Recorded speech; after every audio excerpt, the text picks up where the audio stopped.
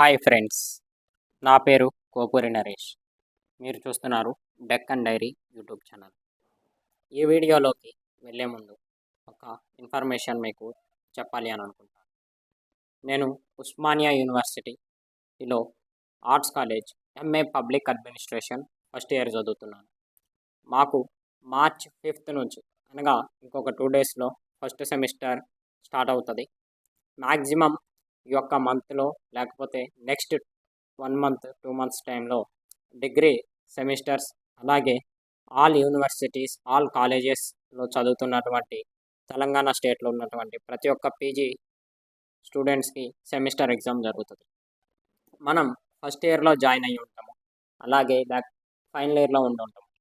మనకి సెమిస్టర్లో ఎక్కువ స్కోర్ రావాలి అన్నా కానీ, తక్కువ సమయంలో పాస్ కావాలి అన్నా కానీ ఎలా రాయాలి అనే విషయాన్ని ఈ వీడియోలో నేను మీకు క్లియర్ కట్గా చెప్పాలి అనుకుంటున్నాను. ముందు ఈ వీడియో చేయడానికి నా అర్హత వచ్చేసి నేను ఉస్మానియా యూనివర్సిటీలో ఎంఏ పబ్లిక్ అడ్మినిస్ట్రేషన్ చేస్తున్నాను. నేను నా డిగ్రీ 2025లో పాస్ అయ్యాను. ఖమ్మం ఎస్ఆర్ఎన్ బీజీఎన్ఆర్ గౌడ్ డిగ్రీ కాలేజ్లో నేనైతే చదివాను అనమాట. నా యొక్క డిగ్రీ పర్సంటేజ్ 87.8% వచ్చింది. నాకు ఫస్ట్ సెమిస్టర్ సెకండ్ సెమిస్టర్లో స్కోర్ చాలా తక్కువ ఉంచేది. ఫస్ట్ సెమిస్టర్లో 7.32, సెకండ్ సెమిస్టర్లో 8.20 వచ్చింది. దీనికి గల ఫ్యాక్టర్స్ ఏమిటి అంటే, నేను నార్మల్గా ఆన్సర్ని ఫ్రేమ్ చేయకుండా, స్ట్రక్చర్ చేయకుండా ఒకవేళ రాసేవాడిని. నేను ఈ యొక్క ఆన్సర్ని రెక్టిఫై చేసుకొని కరెక్ట్ స్ట్రక్చర్ని ఫ్రేమ్ చేసిన తర్వాత నాకు థర్డ్ సెమిస్టర్ నుంచి 6th సెమిస్టర్ వరకు 93% వచ్చిందనమాట. దీని ద్వారా నేను 87%ని అచీవ్ చేయగలిగాను. ఈ యొక్క పర్సంటేజ్ ఏదైతే వచ్చిందో నేను ఒక ఫార్మాట్లో ఆన్సర్స్ రాసేవాడిని అనమాట. ఈ యొక్క ఆన్సర్స్ అనేవి నాకు చాలా మార్క్స్ని గెయిన్ చేయడానికి యూజ్ అయ్యేవి. మనం రాసే మెథడాలజీ అనేది మార్చుకుంటే మనకి ఈజీగా స్కోర్ అనేది వస్తుంది అని నాకు అప్పుడు అర్థమైంది. ఓకేనా? ఈ యొక్క ఆన్సర్స్ ఎలా రాస్తే మనకి స్కోర్ వస్తుంది అనే విషయాన్ని నేను ఒక శాంపిల్ ఆన్సర్ని తీసుకొని మీకు ఎక్స్ప్లెయిన్ చేస్తాను. ఓకేనా? నాకు మీరు చూడొచ్చు, థర్డ్ సెమిస్టర్లో 9.32 వచ్చినవి, ఫోర్త్ సెమిస్టర్లో 9.28, తర్వాత 5th సెమిస్టర్లో 9.24, తర్వాత మళ్ళీ 6th సెమిస్టర్లో 9.32. ఓవరాల్గా 93% వచ్చేది నాకు సెకండ్ ఇయర్లో ఫైనల్ ఇయర్లో కలిపి. ఇలా నాకు ఓవరాల్ డిగ్రీలో ఎంత పర్సెంటేజ్ వచ్చింది అంటే 87.8% వచ్చింది. నియర్లీ 90% దగ్గరికి నేను రీచ్ అవ్వగలిగాను. ఈ యొక్క ఆన్సర్ని మనం ఎలా రాయాలి అని ఒక శాంపిల్ క్వశ్చన్ తీసుకున్నట్లయితే, మా యొక్క ఎంఏ పబ్లిక్ అడ్మినిస్ట్రేషన్లో ఒక క్వశ్చన్ని నేను ప్రిపేర్ చేశాను. ఇదే టైప్లో నేనైతే సెమిస్టర్లో ఆన్సర్స్ రాస్తానన్నమాట. చూడొచ్చు, మీరు స్క్రీన్ మీద చూస్తున్నారు. MP Follett discuss the contribution of Mary Parker Follett to the administrative theory అని ప్రీవియస్ ఇయర్ ఒక క్వశ్చన్ ఇచ్చారు. ఫర్ ఎగ్జాంపుల్ మీకు ఏదైనా ఉండొచ్చు, explain ancient civilization, explain about Indus valley civilization, లేకపోతే ఎక్స్ప్లెయిన్ అబౌట్ ఫండమెంటల్ రైట్స్, ఇలా ఒక క్వశ్చన్ తీసుకోండి. లేకపోతే explain about ideology of some person. ఓకేనా? ఇట్లా తీసుకొని మనం ఆ క్వశ్చన్ని మనకి సెమిస్టర్లో వస్తే మనం ఆ క్వశ్చన్ని ఎలా ఆన్సర్ చేయాలి అంటే, ఫస్ట్ వచ్చేసి మనం ఆ యొక్క క్వశ్చన్లో అడిగినటువంటి పర్సన్ ఎవరు అనేది చెప్పాలన్నమాట. ఇక్కడ చూడండి, Mary Parker Follett is a prominent contributor to the administrative thought. ఓకేనా? Her ideas and writings impacted management of organizations. ఓకేనా?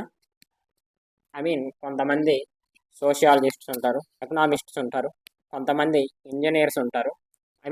వాళ్ళు చేసినటువంటి కాంట్రిబ్యూషన్ అనేది వర్క్ పరంగా మనం ఐడెంటిఫై చేసి రాయాలి. మాకు హెన్రీ ఫయల్ అని ఒక అడ్మినిస్ట్రేటివ్ థింకర్ ఉన్నారు. ఆయన మెకానికల్ ఇంజనీర్.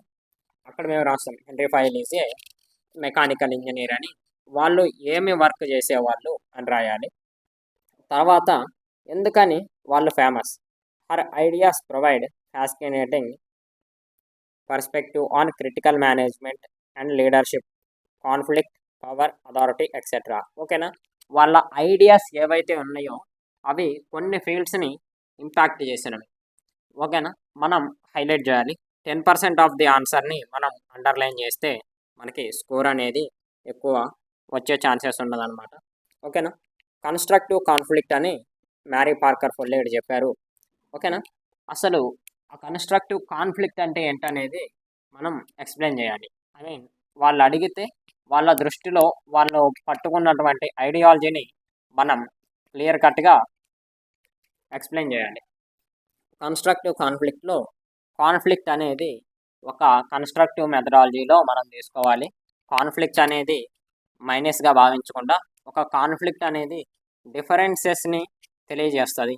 సో ఆ డిఫరెన్సెస్ని రెక్టిఫై చేసుకుంటే మనం కన్స్ట్రక్టివ్ మెథడ్లో ఉంటాము, మనకి ప్లస్ పాయింట్ అవుతుంది అని ఈ యొక్క కన్స్ట్రక్టివ్ కాన్ఫ్లిక్ట్ అనే మెథడాలజీ చెబుతుంది. ఓకేనా, సో ఈ కన్స్ట్రక్టివ్ కాన్ఫ్లిక్ట్ అంటే ఒక కాన్ఫ్లిక్ట్ని సాల్వ్ చేయడానికి ఉన్నటువంటి ప్రాబ్లమ్ సాల్వింగ్కి ఉన్నటువంటి ఆప్షన్స్ ఏమిటి అనేది మనం హైలైట్ చేయాలి. ఇక్కడ చూడండి, నేను హైలైట్ చేశాను.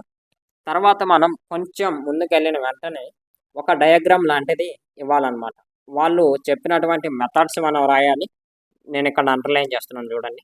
ఆ మెథడ్స్ నేను ఇక్కడ నోట్ చేశాను. అలాగే ఆ మెథడ్స్ని నేను హైలైట్ చేస్తూ ఒక డయాగ్రామ్ లాంటిది గీశాను అనమాట.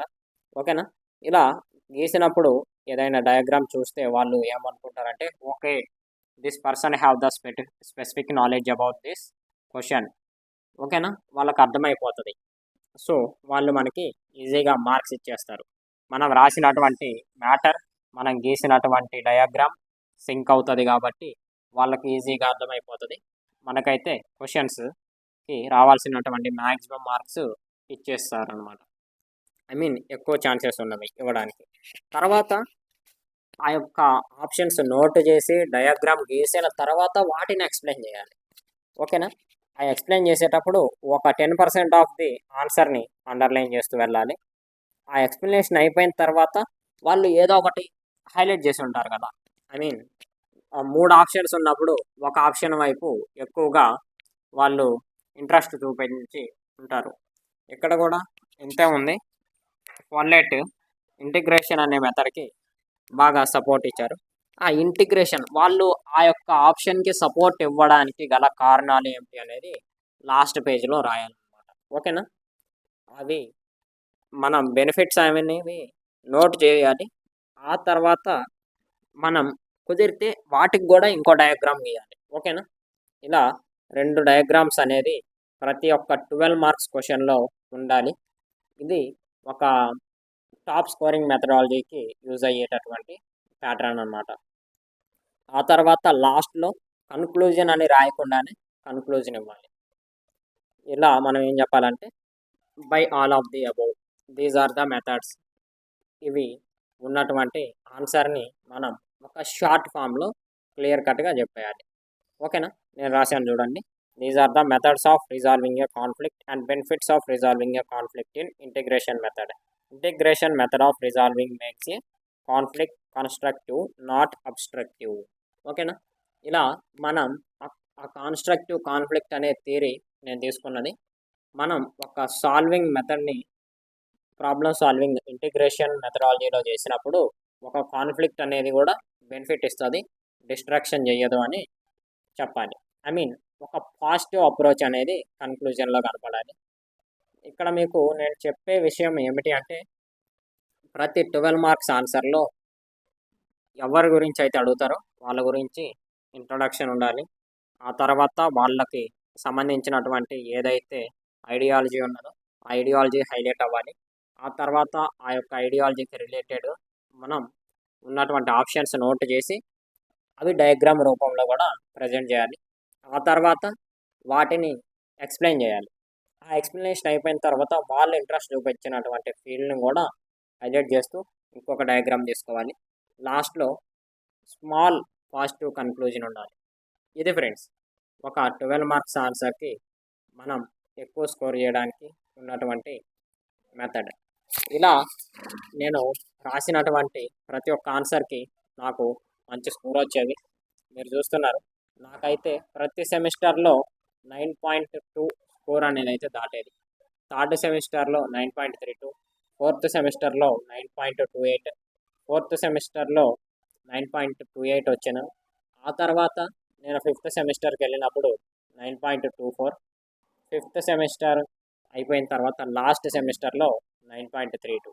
ఓకేనా, ఇట్లా టాప్ స్కోర్ అనేది చేయడానికి, అలాగే ఈజీ టైంలో పాస్ అవ్వడానికి, తక్కువ టైంలో పాస్ అవ్వడానికి ఈ మెథడ్స్ అనేవి నాకు యూజ్ అయినవి.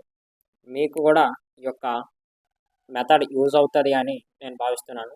ఇలాంటి ఇన్ఫర్మేటివ్ వీడియోస్ కోసం మన ఛానల్ని రెగ్యులర్గా ఫాలో అవుతూ ఉండండి. Don't forget to like the stream and subscribe to the channel. Thank you for watching.